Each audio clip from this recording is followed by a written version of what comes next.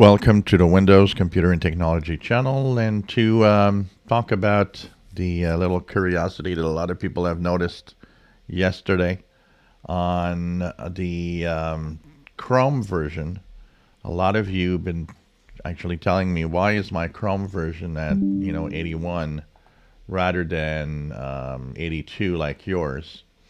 So of course it is different depending on one thing.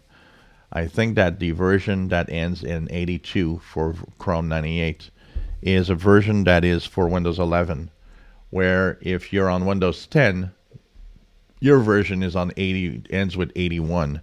I've tested that with my Windows 10 machine, and indeed my Windows 10 machine has the ending in 81.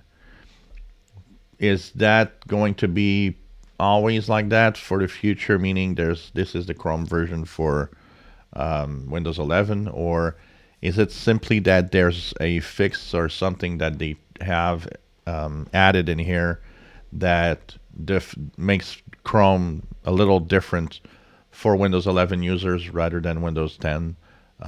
So there's no real explanation anywhere that you try to find a blog post info, apart from the fact that what we notice is Windows 10, Windows 11 have a different Chrome version.